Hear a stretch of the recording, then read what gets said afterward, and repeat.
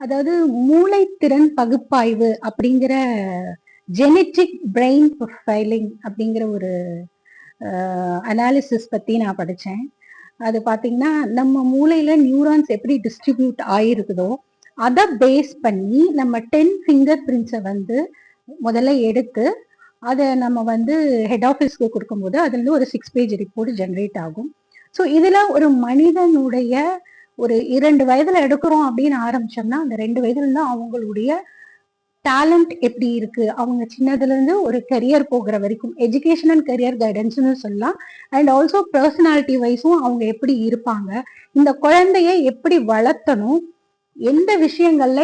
படிக்க வைக்கிறதும் ஆகட்டும், சப்ஜெக்ட் வைஸ் இவங்களை எவ்வளவு நேரங்கள் அதுல செலவிட்டு படிக்க வைக்கணும், மெமரி அவங்களோடது எப்படி இருக்கு, ஒரு படிக்கும் போது இந்த மாதிரி படிச்சா இன்னும் கொஞ்சம் நல்லா ஃபாஸ்டா பிக்கப் பண்ண முடியும் அப்படிங்கிற விஷயங்கள், 10th முடிச்சு எந்த குரூப் செலக்ட் பண்ணலாம் காலேஜ்ல, தென் அதுக்கப்புறமா இவங்க இந்த துறையில போனாங்க அப்படின்னா அதுல நல்லா ஷைன் பண்ணலாம் அப்படிங்கிற விஷயங்கள் கம்ப்ளீட்டா ஒரு குழந்தைக்கு ஒரு ஃபுல் அதனுடைய அவங்களுடைய டீட்டெயில்ஸ் கொடுக்கக்கூடிய ஒரு விஷயம்னு சொல்லலாம். இதுல நான் வந்து பாத்தீங்கன்னா